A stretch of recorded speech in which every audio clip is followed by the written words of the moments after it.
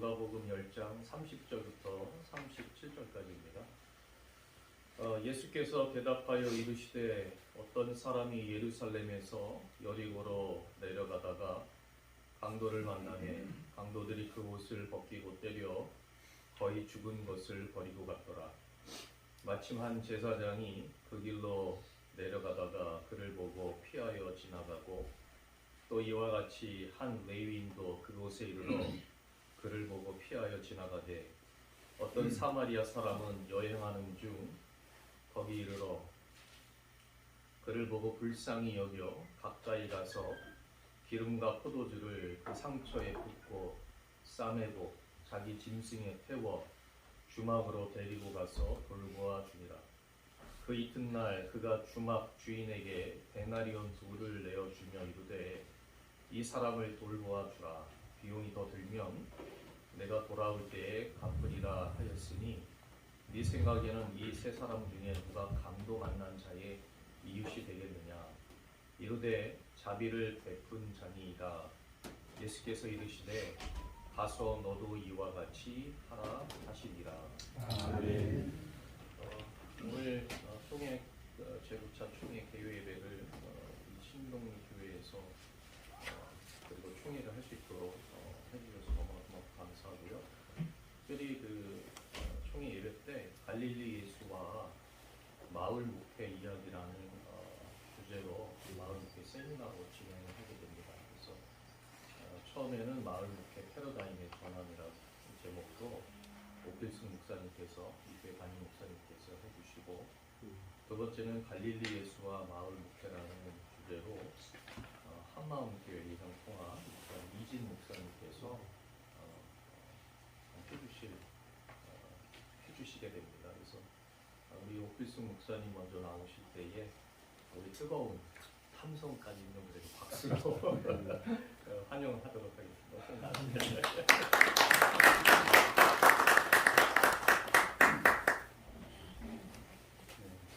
연길에 오시느라고 수고하셨습니다.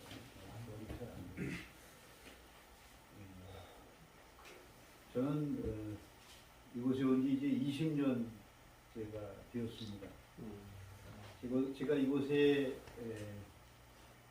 20년 전에 왔는데 예배당은 2005년도에 이렇게 한옥 스타일로 좀 건축을 해야겠다 그런 생각을 했는데, 저희는 이제 장곡면 여기가 신동리 마을인데 이 아래쪽의 마을에는 이제 홍동면 문당리라는 마을이 가까이 있습니다. 문당리 하면은 우리나라에서 오리농법을 처음 시작한 주영로 대표가 있는 마을인데요. 그러다 보니까 예배당을 건축하고 나서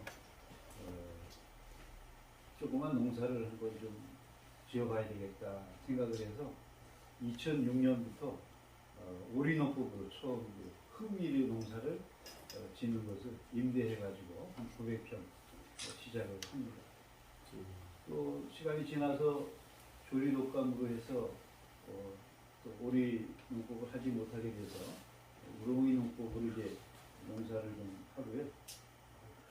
오리 농법으로 농사를 짓다가 이제 우렁이 농법으로 전환을 해서 작은 농사를 쭉 이어옵니다. 그러다가 2010년도가 되었는데 그때 그런 생각이 드는 겁니다. 이 농촌이 점점 과소화되고 소멸위기에 있는 그런 상황이 돼서 앞으로 농촌이 점점 어렵겠구나 하는 그런 생각을 하면서 그런 생각이 드는 겁니다. 이런 농촌을 어떻게 하면 살릴 수 없을까? 이 죽어가는 농촌을 살려야 농촌에서 앞으로 지속 가능한 선교가 가능할 텐데 하는 그런 생각이 들었습니다. 그러나 그 답을 찾지는 못했습니다. 조금 답답한 그런 가운데 있는데 제가 우연한 기회에 2010년도에 그 농사를 그동안 그냥 무작정 지어왔는데 조금 어디서 가르쳐주는 데가 있으면 농사를 알고 지면 좋겠다 그런 마음이 들었습니다. 그래서 농사를 가르쳐 주는 곳을 찾다 보니까 홍성군 농업기술센터가 농사를 가르쳐 주고 있고 또 여기 가까운 예산에 도농업기술원이 농사를 좀 가르쳐 주는 그런 기관이 있는 것을 봤는데 마침 2010년도 초인데 그 충청남도 농업기술원에서 귀농대학을 일기를 모집하는 것을 제가 보게 됩니다. 그래서 여기는 됐다. 내가 가면 이제 초보 농사꾼한테 이제 농사를 가르쳐주는 귀농대학이니까 잘 됐다 해가지고 거기를 이제 입소하게 됩니다. 올해 이제 잠깐 말을 바꿔서 우리 한국기독교교회협의회 이제 내년이 2024년이 100주년을 맞는 해라고 합니다. 올해 주제가 생명의 하나님 그리스도의 사랑으로 만물을 새롭게 하소서 하는 그런 주제라고 하는데요. 우리 특별히 어제는 우리 3.1운동 104주년을 우리가 보냈습니다.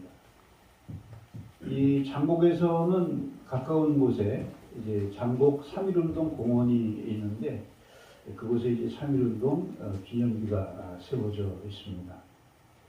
우리가 이 3.1 정신을 오고 오는 세대에 이어서 그리고 우리 후손들에게도 이 3.1 정신을 이어가야 된다, 이어가도록 해야 된다 하는 이런 이야기를 합니다.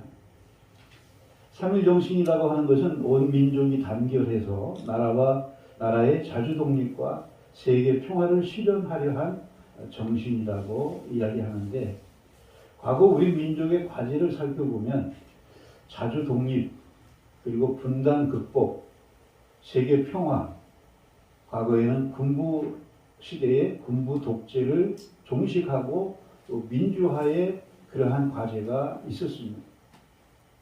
오늘의 상황에서 보면 우리 민족의 과제를 생각할 때 역시 민족의 분단의 문제가 해결이 되지 않았기 때문에 이 분단을 극복하는 일과 또 평화적인 통일을 이루어야 하는 것이 우리의 오늘의 과제라고 할 수가 있을 것입니다. 평화적인 통일을 이루고 해야 되는데 현 정부에서는 잘 알다시피 검찰 독재가 이루어지는 그런 시대에 우리가 살고 있어서 이것을 종식하고 민주화의 그러한 길로 우리가 나가야 되는 그러한 오늘의 과제가 있다고 생각이 됩니다. 아까도 말씀드렸습니다만 3.1운동 기념비가 장곡에 있는데 그 기념비에는 이렇게 새겨져 있습니다. 1919년 3월 1일 독립선언문 선포식 시위에 참가했던 윤익중이 독립선언문 100여 개를 가슴에 품고 귀향하여 30여 명의 동지들과 함께 독립선언문과 태극기를 제작하여 주민들에게 만세운동에 참여할 것을 선도하고 대대적인 항일 시위를 전개할 것을 계획하였다. 4월 7일 화계리 근처 압산 내범지에 인근 마을 주민 150명이 모여 독립 만세를 외치며 면사무소로 시위 행진하였다. 저녁 8시경 면민 500여 명이 면사무소에 집결하여 한상열의 일제 만행 규탄 연설과 독립선언문 취지 낭독이 있은 후 독립 만세를 외쳤고 김동하 등이 앞장서 면사무소를 습격하여 국권 침탈에 대한 분노와 독립의 영혼이 장곡을 기점으로 울려 퍼졌다.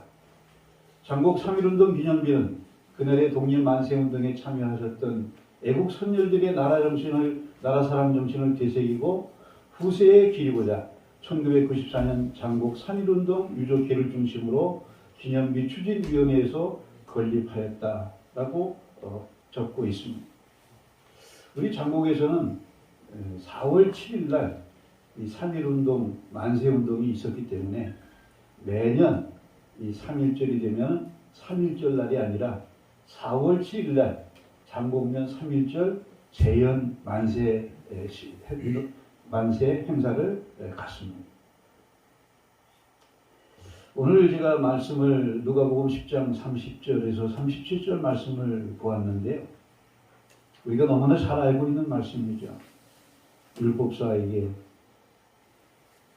너도 가서 이와 같이 하라. 선한 사마리아인의 그 행동과 같이 하라고 말씀했습니다.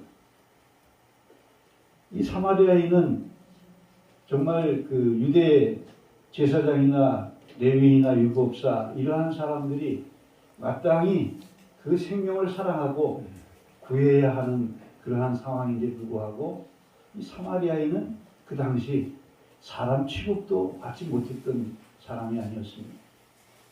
그런데 가장 인간답고 사람다운 그런 삶을 살아야 되는 제사장이나 레위인이나 율법사는 사람다운 어떻게 보면 행동을 하지 못한 것이라고 생각할 수가 있습니다. 오늘 재난당한 이웃을 섬기고 돌보는 이웃이 되어주는 선한 사마리아인과 같은 그러한 그리스도인, 그러한 교회의 우리 지도자들이 되어야 진정한 오늘의 그 신뢰를 회복할 수 있는 그러한 기회가 우리에게 마련될 것이라고 생각이 됩니다. 엊그제 얼마 전 기윤실에서 가장 호감이 가는 종교가 어떤 종교인가라고 묻는 것을 설문을 했습니다.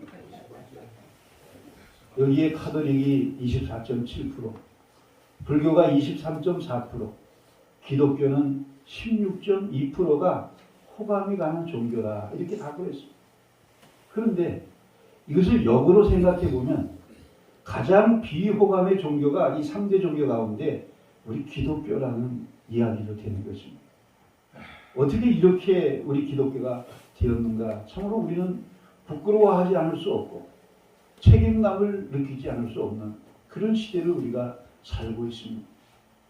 또한 한국교회 신뢰도 조사에서 매우 신뢰한다 2.7%를 받았습니다. 약간 신뢰한다 18.3%였습니다. 별로 신뢰하지 않는다 45.3%였습니다. 전혀 신뢰하지 않는다고 응답한 사람은 28.7%가 되었습니다.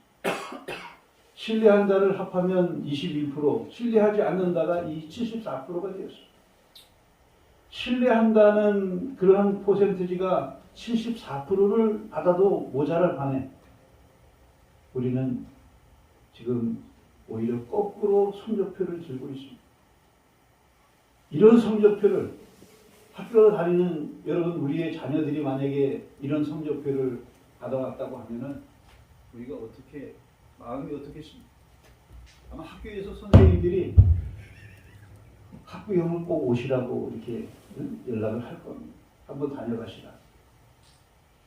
그러면 우리는 부모의 입장에서 자녀가 이렇게 성적표를 정말 가장 하위에 이런 성적표를 받았다고 하면은 부끄러워서 선생님 얼굴을 뵐 날이 없을 것입니다. 우리가 오늘 하나님 앞에 바로 이러한 부끄러운 모습으로 우리가 살아가고 있다고 하는 것을 생각해 보게 됩니다. 기독교의 최대의 위기가 아닌가 생각이 됩니다. 우리 기독교가 이렇게 된 원인은 스스로 자정 능력을 발휘하지 못했기 때문에 되었다고 자성을 해봅니다. 또한 우리가 섬김과 봉사의 일을 통해서 이러한 무너진 신뢰를 다시 회복할 수 있는 그런 우리 교회, 우리 목회가 되어질 수 있도록 해야 되는데 저는 그것을 뭐 특별한 것이라고 생각하지 않습니다. 우리 기독교가 우리가 그동안 교회가 해왔던 섬김과 봉사의 그 예수님의 그 정신을 그대로 가지고 우리가 앞으로도 꾸준히 지역사회를 섬기고 봉사하는 일을 해나가면 된다고 생각합니다. 그런데 한 가지 우리가 우리 스스로 자정 능력을 회복하지 못하고 잘못을 반성하지 않고 인정하지 않고 그리고 변화된 그리고 새로이 고쳐서 우리를 세상에 보이지 않는다면 세상 사람들은 교회의 희망을 발견할 수 없을 것이라고 생각이 됩니다. 세상에 희망이 되어야 되는데 오히려 세상의 걱정거리가 되고 있는 오늘의 우리의 교회, 우리의 모습을 우리가 생각하면서 사회적인 신뢰를 회복해 나가는 우리 충남 NCC의 모든 우리 구성원들이 될 수 있기를 바랍니다. 그래서 하나님의 영광을 회복하고 영광을 드러내는 우리 모두가 될 수 있기를 기대합니다. 오늘 우리는 저도 마찬가지이지만 신학교 때부터 이 성공, 교회를 중대형 교회를 만들면 성공한다고 생각했습니다. 그래서 성공 목회를 꿈꾸고 다 중대형 교회를 앞으로 하겠다고 신학생 때부터 목표를 가지고 꿈을 가지고 우리가 해왔습니다. 왼쪽에 있는 이런 이름들은 교회 성장하게 대가들이라고 할 수 있는 사람들입니다. 그래서 이분들의 그 목회를 우리가 배우고 또 우리도 그렇게 좀 따라서 하겠다고 마음 먹었던 때가 모두가 있었을 것입니다. 그런데 지금은 성장이 멈추고 성장이 오히려 되지 않는 그런 시대를 우리가 오늘 살고 있습니다. 오늘 패러다임이 바뀌고 있습니다. 국가의 경제도 성장 패러다임에서 국민 행복 패러다임으로 지금 전환이 되어 있습니다. 그래서 여러분 전철을 타거나 고속도로 상에서 화장실을 이렇게 들리다 보면 거기에 전철에는 국민 행복 코레일이라고 쓴 것을 볼 수가 있습니다. 여러 해 전. 고속도로 상에서 화장실에 들어가는 그 입구에도 국민 행복이라는 그런 문구가 화장실 앞에 붙어 있는 것을 볼 수가 있습니다. 우리나라 농업이 과거에는 성장 위주로 우리 패러다임이 잡혀 있었습니다. 국가도 성장, 중단 없는 전진, 이것이 7, 80년대 부였습니다. 그것이 계속 우리 교회도 역시 마찬가지로 이 성장 패러다임에 우리가 그동안 우리가 계속해 왔는데 지금은 성장 패러다임이 바뀌어서 지금은 국민 행복 그리고 돌봄 이런 시대로 지금 전환이 되어 가고 있는 것입니다. 그렇기 때문에 우리의 목회도 우리 목회자가 행복하고 우리 성도들이 행복하고 마을 주민들이 행복한 그러한 목회로 전환이 되어야 합니다. 마을 이웃을 살피고 마음을 살피면 이웃의 마을 분들의 마음을 얻게 됩니다. 목회는 마을이라는 공동체 속에서 하는 종교적인 행위. 마을 사람들의 마음을 얻는 것이 바로 전도가 되는 첫 격인 것입니다. 그런데 우리는 마음을 얻지 못하고 마음을 잃어버렸다고 할 수가 있습니다. 마을 사람들로부터. 마을 주민의 한 사람으로서 우리 목회자도 책임과 의무를 감당하는 그런 역할을 감당해야 합니다. 한국의 교회는 마을의 교회였습니다. 마을 목회를 하는 교회였습니다. 70년대 교인들을 끌어모으기 위해서 차량을 돌렸습니다. 그러면서 이 마을의 정체성을 우리 교회가 목회자들이 점점 잃어가기 시작했습니다. 또 마이카 시대가 되면서 경제적인 성장이 되면서 마이카 시대가 되면서 차가 많이 이렇게 타고 다니고 또 교회도 차를 이용해서 사람들을 성도들을 실어 나르고 그 마을뿐만이 아니라 좀 먼 곳에 있는 사람들도 그 차를 타고 우리 동네 우리 교회에 한번 가보자고 하면 또 다른 교회 다니는 사람도 그 차를 타고 어디 한번 차를 타고 가니까 한번 가보자 하고 친구 따라 강남 간다고 그렇게 교회를 옮겨서 다니는 그런 일들이 벌어지게 되었습니다. 그러면서 서울로 예를 들면 서울의 중심부에 있는 교회도 그 주변에 있는 성도들만 교회에 나온 것이 아니라 서울을 비롯해서 경기도까지 또 뭐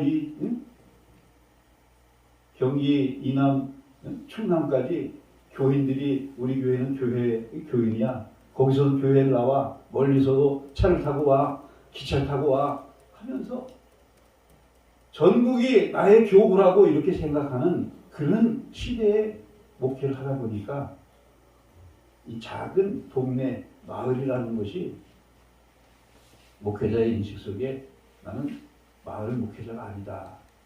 나는 전국구다.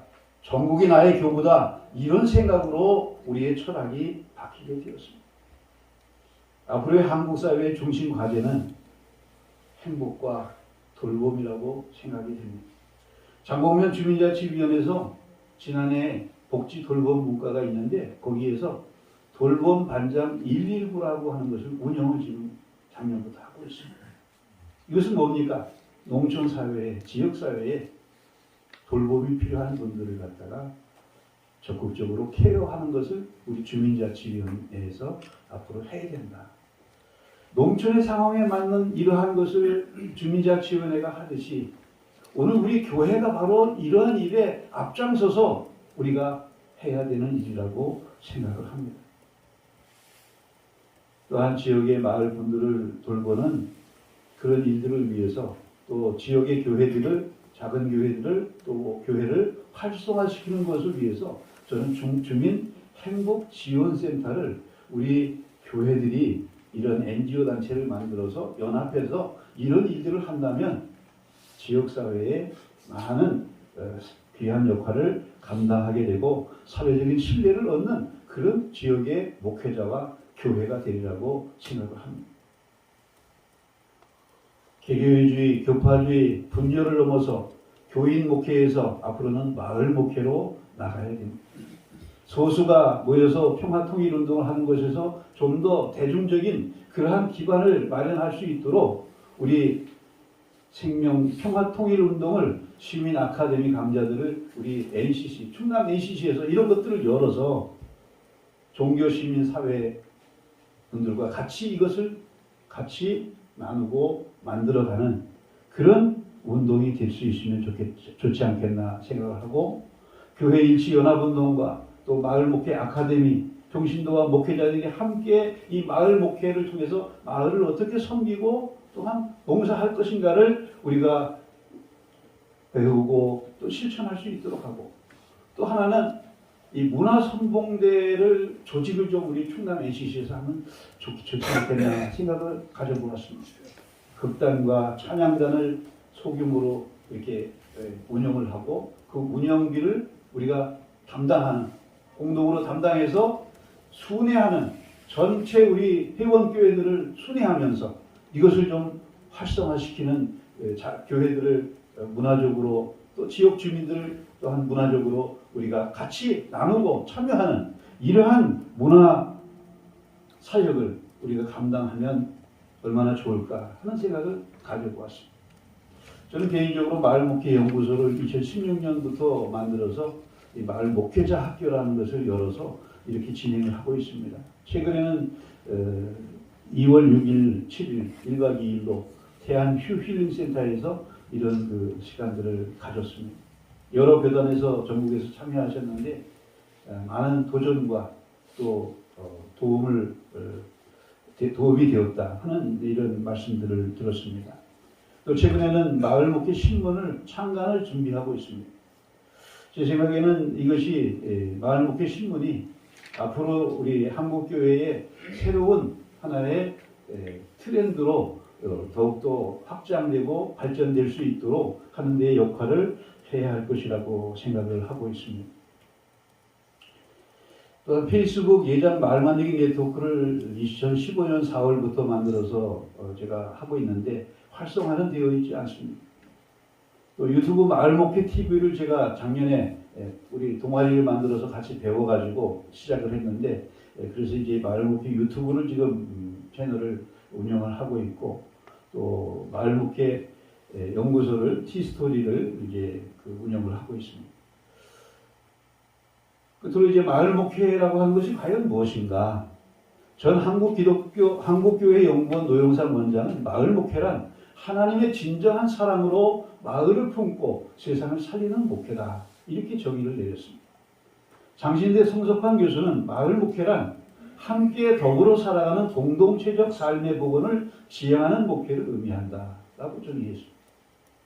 저는 마을 목회란 선교적 교회로서 목회자, 교회 공동체가 마을 공동체를 해치지 않고 전통을 살리고 주민의 일원으로 마을 사람들과 더불어 깨어진 공동체성을 회복하고 서로 존중하며 주민의 요구에 응답하는 행복한 마을을 만드는 목회다라고 정의를 합니다. 그동안 성장주의 목회는 사람들을 전도 대상으로만 삼고 경쟁적, 공격적 전도의 한계를 오늘날 드러내고 있습니다. 오늘 이를 거울 삼아서 예수 그리스도의 정신과 마음으로 마을 사람을 배려하고 섬김과 돌봄을 통해 사랑, 평화, 행복한 마을을 이뤄가는 우리의 목회가 될 수 있다면 얼마나 행복하겠나 하는 생각을 가지면서 말씀을 마칩니다. 감사합니다.